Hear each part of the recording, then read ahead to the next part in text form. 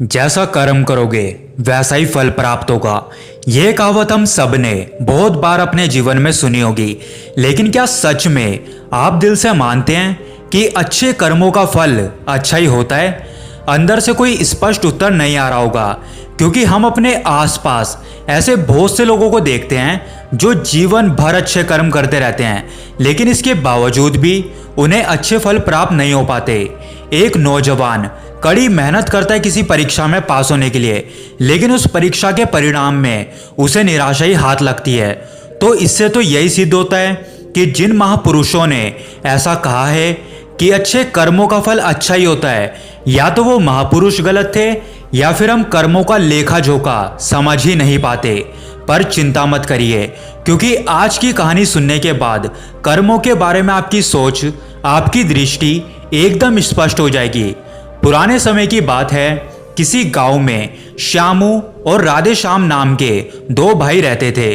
पूरा गांव जानता था कि वो कहने को तो भाई थे, लेकिन भाई जैसा प्रेम उन दोनों में नहीं था। श्यामू बड़ा था और राधे श्याम से वो बहुत तेज और चालाक था। उसने राधे श्याम के हिस्से में आने वाली खेती बाड़ी की जमीन भी खुद हड़प ली थी। इसीलिए राधे श्याम के परिवार को बड़े ही कष्ट के दिन झेलने पड़ रहे थे। राधे श्याम की पत्नी अक्सर बीमार रहा करती थी और उसके पास उसके इलाज तक के पैसे भी नहीं थे।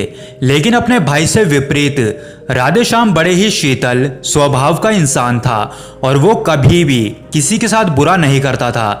लेकिन उसके मन में अक्सर ये सवाल उठा करता था कि मैं किसी का बुरा नहीं करता, किसी के बारे में बुरा सोचता तक नहीं हूँ, तो मेरे साथ ऐसा क्यों होता है?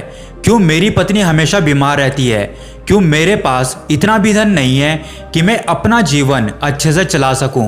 क्यों मुझे मेरे कर्मों का फल नहीं मिलता है? और मेरा भाई इतना तेज है, इतना चालाक है और वो हमेशा मजे में रहता है, उसे तो कोई परेशानी नहीं है। वो सोचने लगा कि शायद बुरे कर्मों का फल अच्छा मिलता है, अच्छे कर्मों का फल अच्छा नहीं मिलता। और धीरे धीरे ये संदेह उसके मन में घर करने लग गया।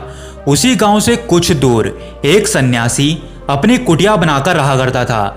जब भी वो सन्यासी गांव में भिक्षा मांगने के लिए आता तो सबसे एक ही बात कहता कि जो तूने किया वो तेरे हिस्से और जो मैंने किया वो मेरे हिस्से। राधे श्याम इस बात का अर्थ कभी समझ ही नहीं पाया। एक दिन जब वो गहरी चिंता में डूबा हुआ था तो उसके कानों में यही शब्द पड़े कि जो तूने किया वो तेरे हिस्से और जो मैंने किया वो मेरे हिस्से। जैसे ये शब्द राधे श्याम के कानों में पड़े, वो गुस्से से तिलमिला उठा। उसने गुस्से में सन्यासी से कहा कि महात्मन, आप हमेशा एक ही बात का रट लगा के रखते हैं जिसका कोई मतलब नहीं है। अगर आपकी बात सत्य होती तो मैं जीवन में अच्छे कर्म करते आया हूँ, तो मेरे हिस्से में तो अच्छे कर्म होने चाहिए थे, अच्छे ही फल प्राप्त होने चाहिए थे, लेकिन मुझे तो कुछ भी अच्छा फल प्राप्त नहीं हुआ। मेरी पत्नी हमेशा बीमार रहती है, खाने तक के पैसे नहीं होते हमारे पास। सन्यासी ने बड़े ही शांत स्वर में कहा कि ऐसा प्रतीत होता है बनते कि परिस्थितियों से तुम हार मान चुके हो। कठिन परिस्थितियों ने तुम्हारी सोच पर गहरा असर डाला है। बुरे समय ने तुम्हारी सोच भी बदल कर रख दी है। तुम एक काम करना, आज संध्या समय कुछ फल लेकर मेरे आश्रम में आना, फिर मैं तुम्हारे सारे प्रश्नों का उत्तर दूंगा। और ये कहकर वो सन्यासी अपना भिक्षा का पात्र उठाकर अगले घर की तरफ निकल जाता है। संध्या समय राधे श्याम ने कुछ फल खरीदे और गांव से दूर उस सन्यासी की कुटिया की तरफ निकल पड़ा। जैसे जैसे वो रास्ते पर आगे बढ़ रहा था, उसे अथाह शांति का अनुभव हो रहा था। क्योंकि रास्ता गांव से दूर था, इसलिए उसमें कोई हलचल नहीं थी। बस रास्ते में जगह जगह कुछ लंगूर और बंदर दिखाई दे रहे थे। राधे श्याम के मन में आया कि वो कुछ फल उन बंदरों और उन लंगूरों को दे दे। लेकिन फिर उसने सोचा कि अगर मैं फल लेकर सन्यासी के पास नहीं गया तो मेरे सवालों के जवाब मुझे नहीं मिलेंगे। इसलिए बंदरों से वो फल बचाता हुआ उस सन्यासी की कुटिया तक पहुंच जाता है। जैसे ही राधे श्याम उस कुटिया में पहुंचा, वैसे ही सन्यासी बोल पड़ा, अगर मन में था तो ये फल खिला क्यों नहीं दिए बंदरों को? यह सुनकर राधे श्याम आश्चर्यचकित रह गया कि सन्यासी को कैसे पता चला कि उसके मन में बंदरों को फल खिलाने की इच्छा उठी थी। उसने पूछा कि महात्मा, आपको कैसे पता चला कि मैं बंदरों को फल खिलाना चाहता था?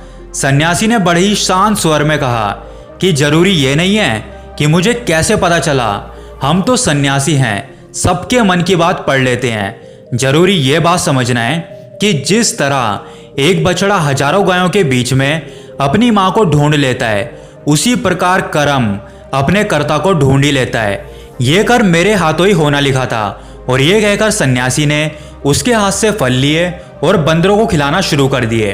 राधेश्याम इस बात का मतलब समझ नहीं पाया, इसलिए उसने उस सन्यासी से सवाल किया कि महात्मा, मैं आपकी बात का आशय समझ नहीं पाया, कृपया करके मुझ अज्ञानी को इसका मतलब समझाने की अनुकंपा करें। सन्यासी ने बड़े ही शांत स्वर में कहना शुरू किया कि बनते, मनुष्य को हमेशा यही लगता है कि वही करने वाला है, वही करता है और वही कर्म करेगा। लेकिन समझने की बात यह होती है कि कर्म आपका चुनाव खुद करता है, आप कर्म का चुनाव नहीं करते। अगर आप किसी कर्म को करने के योग्य हैं तो हजारों लोगों के बीच में से कर्म आपको अपने आप ढूंढकर निकाल लेगा। इसलिए योग्य बनने पर ध्यान दो, कर्म करने पर ध्यान मत दो। अगर तुम सिर्फ कर्म करने पर ध्यान दोगे तो कभी योग्य नहीं बन पाओगे। योग्य बनने के लिए जिन कर्मों की आवश्यकता होती है, पहले उन छोटे छोटे कर्मों को करना शुरू करो, और जब तुम योग्य बन जाओगे तो बड़ा कर्म, या कहे कि मुख्य कर्म, या फिर जिस कर्म के लिए तुम बने हुए हो वो कर्म तुम्हारे पास खुद चलकर आएगा। उदाहरण के लिए तुम इन बंदरों को देखो। इन बंदरों ने छोटे छोटे कर्म करके पेड़ों पर चढ़ना सीखा, गुलाटियां लगाना सीखा, और इसी प्रकार छोटे छोटे कर्म करते हुए ये मुझ तक पहुंच गए। और मुझ तक पहुंचने के बाद इनके पास इनका खाना खुद ही पहुंच गया। इसलिए अपनी रोजमर्रा की जिंदगी में छोटे छोटे कर्म करते हुए अपने आप को योग्य बनाते जाओ, और जब तुम योग्य बन जाओगे तो अपने आप बड़ा लक्ष्य तुम्हें प्राप्त हो जाएगा। सन्यासी ने अगला कथन कहना शुरू किया, जो कि बहुत ही जरूरी था। ध्यान लगाकर सुनना। अगर तुम योग्य बनने के लिए कर्म नहीं करोगे तो दूसरे लोगों के कर्म भी तुम्हें प्रभावित करने लगेंगे। उदाहरण के लिए तुम्हारी पत्नी कई दिनों से बीमार है। तुम अक्सर यही सोचते हो कि मुझे किन कर्मों की सजा मिल रही है, लेकिन समझने की बात यह होती है कि तुम्हारी पत्नी बीमार अपने कर्मों की वजह से है, तुम्हारे कर्मों की वजह से नहीं है। तुम्हारे कर्म तो अच्छे हैं, लेकिन क्या पता तुम्हारी पत्नी के कर्म अतीत में अच्छे ना रहे हो, जिसकी वजह से वो बीमार हो गई हो, और तुम्हारी पत्नी के कर्मों की वजह से तुम्हें भी दुख झेलना पड़ रहा है। और इसी प्रकार बहुत से मनुष्य अपने बच्चों की वजह से, अपने परिवार की वजह से, इन सब की वजह से खुद दुख झेल रहे होते हैं। लेकिन जरा सोचो, अगर तुम योग्य होते तो तुम अपनी पत्नी का इलाज खुद करवा पाते, उसकी बीमारी दूर करवा पाते। और क्या पता अगर तुम योग्य होते तो तुम्हारा किसी दूसरी स्त्री के साथ विवाह हुआ होता जो स्वस्थ होती। लेकिन तुम योग्य नहीं थे, इसलिए तुम अपनी पत्नी की वजह से खुद दुख झेल रहे हो। अगर तुम योग्य बन जाओगे तो दूसरे लोगों के कर्म तुम्हें प्रभावित नहीं कर पाएंगे। सन्यासी ने राधेश्याम को चेतावनी देते हुए कहा कि याद रखना राधेश्याम, आपको वो नहीं मिलता जो आप चाहते हो, बल्कि आपको वो मिलता है जिसके आप योग्य होते हो। इसलिए अपनी योग्यता बढ़ाने पर काम करो, उसके लिए कर्म करो। कर्म का फल पाने के लिए कभी कर्म मत करो।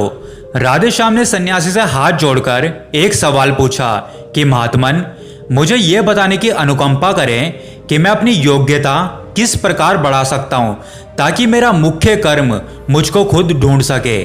सन्यासी ने बड़े ही शांत स्वर में कहना शुरू किया कि बनते, इसके लिए बड़े ही सरल सरल उपाय हैं। सबसे पहला उपाय है कर्म करके भूलते जाओ। तुम जो भी कर्म कर रहे हो अपने योग्य बनने के लिए, उस कर्म को करने के बाद भूल जाओ। ये मत सोचो कि उससे तुम्हें क्या प्राप्त हुआ। इसलिए कहा जाता है कि कर्म करो, फल की चिंता मत करो। अगर तुम फल की चिंता करोगे तो वास्तविकता में तुम कर्म ही नहीं कर रहे होंगे।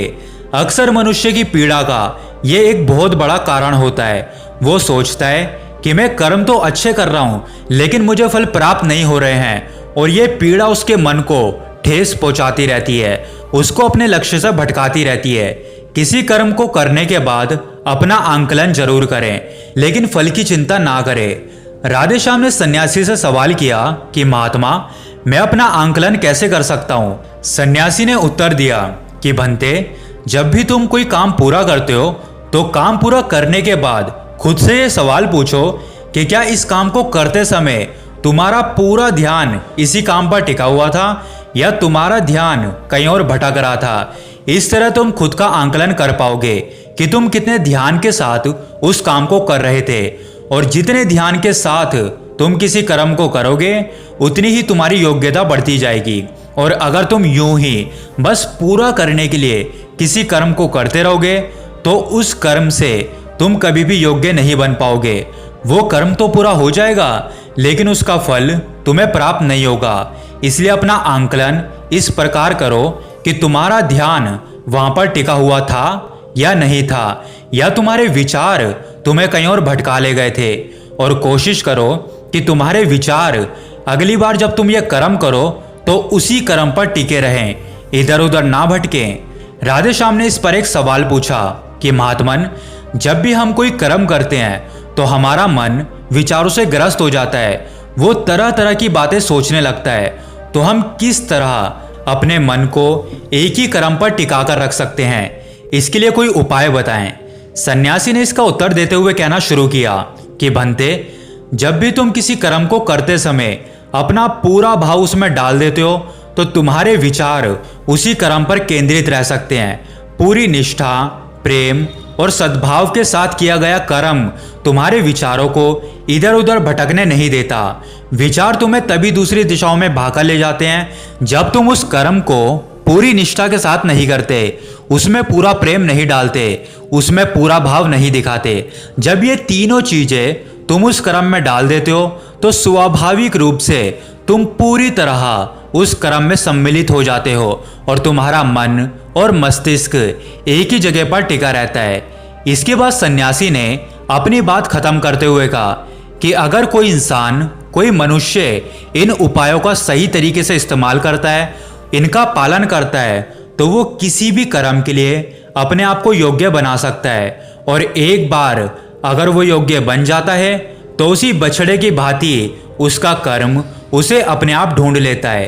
राधे श्याम को कुछ फलों के बदले जीवन भर का ज्ञान मिल चुका था, उसे स्पष्टता मिल चुकी थी और उसके मन के सारे सवाल अब खत्म हो चुके थे। उसने सन्यासी को प्रणाम किया और वहां से अपने घर की ओर निकल पड़ा। तो दोस्तों, उम्मीद करते हैं कि आपने इस कहानी से बहुत कुछ सीखा होगा। अगर आप आगे भी ऐसी कहानियां सुनना चाहते हैं जो आपको कुछ सीख दें तो हमारे इस चैनल को सब्सक्राइब करके ज़रूर जाएं।